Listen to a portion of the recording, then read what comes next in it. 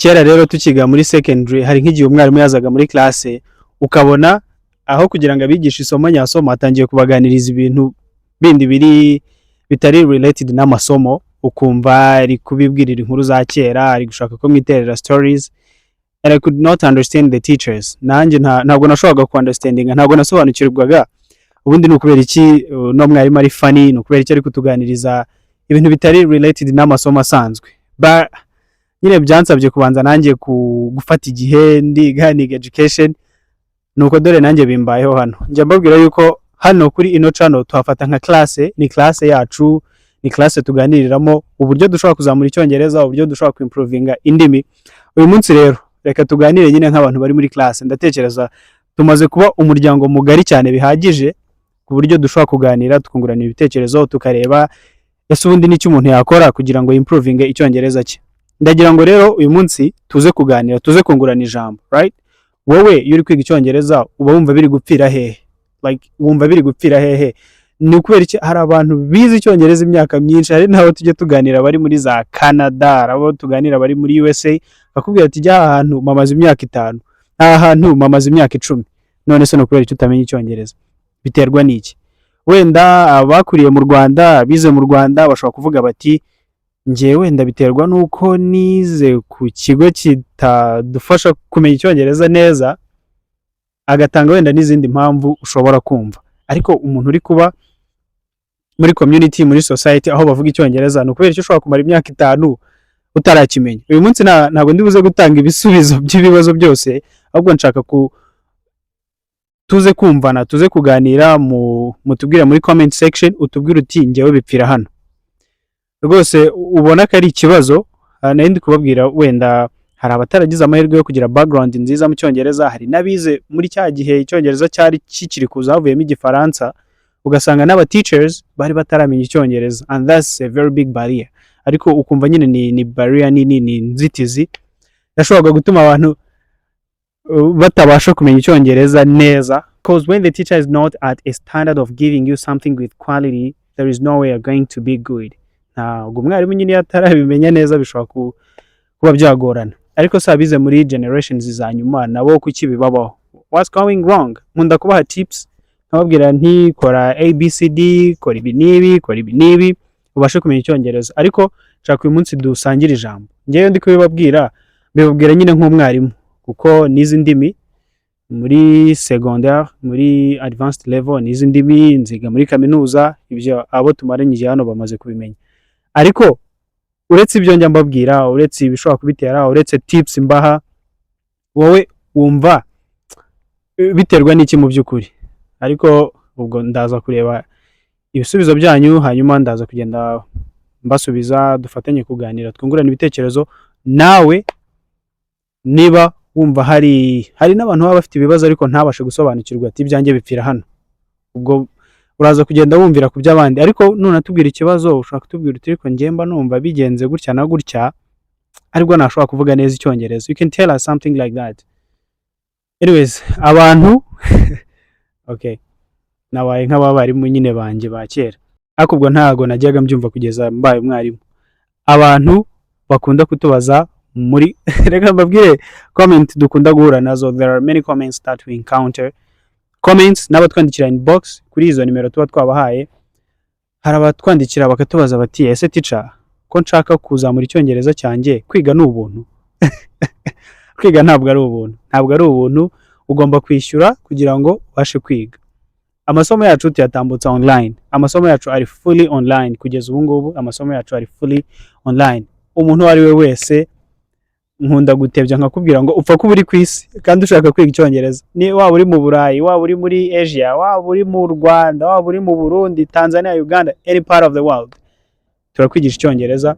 Dukoresha uburyo bwa Google Meet.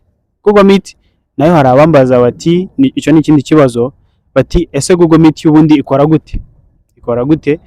Wenda reka mfate no mwanya mbisobanure. Hari igihe nza nateguye amasomo ya grammar, nza mfite tips ziri butuma ubasha kumenya icyongereza, ariko wenda ibyo ntitubiclearinge mu kiganiro kimwe, ntitubiganire ngo tubishyireho umucyo.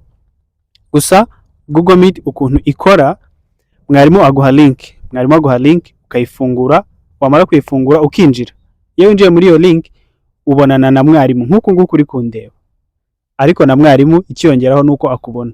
Urabona ubu uri kumbona ariko njye ntabwo ndi kukubona. Fungura iyo link, ntabwo biba bigoye, ntabwo bisaba amashuri menshi cyangwa kwinstara ibintu bidasanzwe. Mwarimu arakureba nawe ukamubona. Hanyuma icyo mwarimu akora, ashobora gushyiraho screen, ni nk'ikibaho, tukita ikibaho nyine ubwo cy'ikoranabuhanga, ubona ibyo mwarimu ari kwandika, ubona notes yateguye zijyanye n'urwego rwa. By the way, niba uri umutangizi, niba urimo hagati, niba uri advanced, tugushyira muri class y'abantu munganya urwego. Hanyuma nyine mwarimu agasobanura, muganira, icyo utumvise ugomba kumubaza. Aho wumva udasobanukiwe, mwarimu ntabwo akomeza nyine utamubajije kuko muba muri kumwe. Hanyuma nawe akaguha ijambo, ushobora gukora presentations, ushobora kumurika homeworks yaguhaye, wenda ashobora kwiga uyu munsi, ejo ukazaza kwimurika ejo. Ikindi kuri Google Meet ubu ushobora gufungura microphone yawe ukavuga, ushobora gufungura camera, ariko wakumva nabwo utari comfortable, udashaka wenda ko abantu bakubona, nabwo ushobora gufunga camera yawe ukiga abantu batakureba. Nuko nguko rero turema indi class iri online bitarinze yuko abantu bavaho bari. Urabona ahantu isi iri kwerekeza, ntabwo ibintu byose abantu bakibikora mu buryo buri physical. Niba ushobora gusavinga transport yawe, amafaranga ya transport, niba ushobora kuba uvuye mu kazi wenda ufite isaha imwe n'igice cyangwa 2, aho kugira ngo driving ufate imodoka ujye mu ishuri riri physical, ushobora kuza tukakwigisha online, ushobora kuza tukakwigisha, kandi ni ibintu rwose bitanga umusaruro kuko uriga ukabyumva, ugasobanukirwa, ukabaza, ugakora ama exercises, ugakora homeworks, ukaganira na bagenzi bawe. Classes ziri so very interactive. Mujye mutwandikira wenda tubasobanurire, ariko munazi mu by'ukuri ngo bikora bite aba bantu biga bate. Nubwo buryo rero, nubwo buryo Google Meet ikora. Ibyo ni bimwe mu bibazo cyane dukunda kwakira abantu tukabasobanurira, ariko nyine ubwo uno mwanya iyo umuntu ari muri nature rero hari igihe ibitekerezo biza cyane. Uno mwanya mise nkufata kugira ngo mbashe gusobanura. Ni ibintu rero mu by'ukuri tubabwira yuko ari ibintu bitanga umusaruro, kuko abarimu bose bo muri Rugwiro Languages ni abarimu bazi ibyo bigisha, ni abarimu bize linguistics. Twese twize linguistics.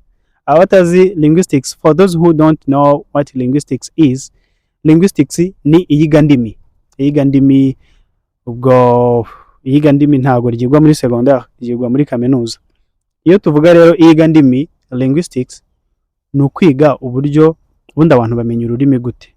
Ese ubundi umuntu wamwigisha ururimi gute? Ese ubundi ururimi rumeze gute?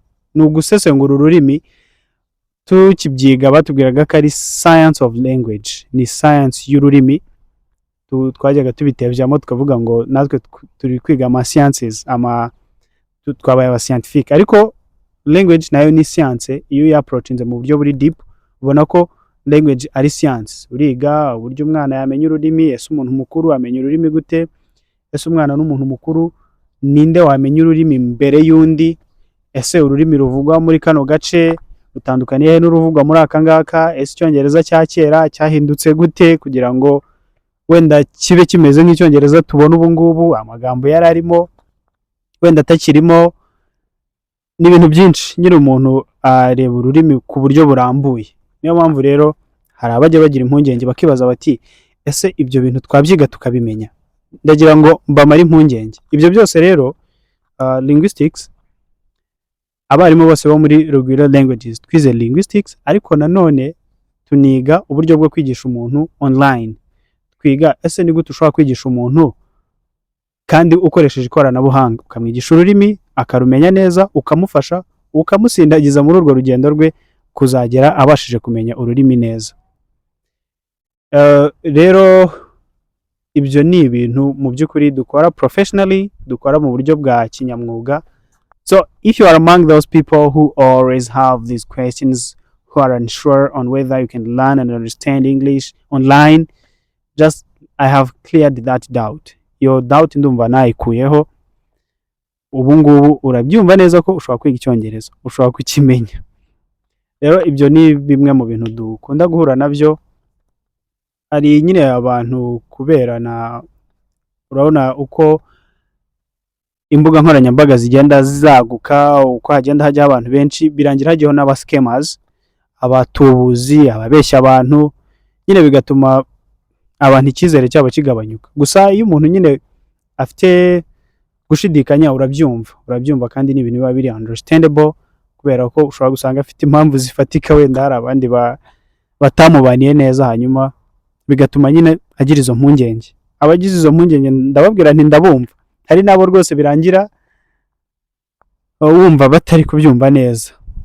Wenda next time tuzaza dutanga ubuhamya bw'abanyeshuri bacu biga cyangwa bize muri classes zacu, kugira ngo abantu babashe kubisobanukirwa neza. Ariko icyongereza ubu ngubu ni ururimi ruri global, ni ururimi umuntu wese aba akeneye, uretse n'uwabyirengagiza, ariko icyongereza uragikeneye. Nkunda kuvuga yuko twakira cases z'abantu benshi, abantu bazi igifaransa, abantu bazi izindi ndimi, ariko akakubwira ati ndashaka kwiga icyongereza kubera impamvu nyine nyinshi. Iyo uzi icyongereza ahantu hose urahajya ukisanga. With language you are home everywhere. Iyo rero uzi ururimi ahantu hose uri uba uri mu rugo. Iyo uzi ururimi rw'icyongereza rero, when you know this lingua franca of the world, you are at home everywhere. Uba uri mu rugo ahantu hose. So niba rero ubwo ndizera yuko, sinzi niba hari ibindi bibazo kuko ari njye ndi kugerageza gutekereza mu byo abantu bakunda kutwandikira, ariko nawe niba ufite ikindi kibazo ushobora kutwandikira muri comment section ukatubwira uti ese ibi byo bikora gute. Turaza kugusubiza comment yose. Ubu ngubu niko kazi tugiye gukora.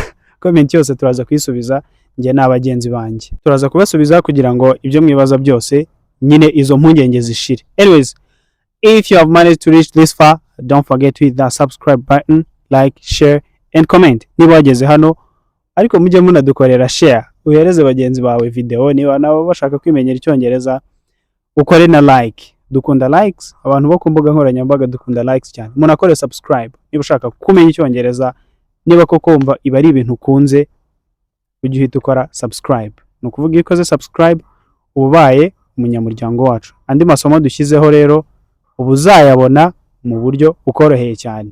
Ukora subscribe w'umunyamuryango, subscribes zibe nyinshi, ishuri ribe rigari, tujye tuganire nyine, tube community ngari, irimo abantu benshi, irimo abantu batandukanye, irimo abantu bakigiranaho ibintu byinshi. Akenshi iyo ndi kwigisha nk'abantu bakuru, I tell them that I'm so lucky to have them.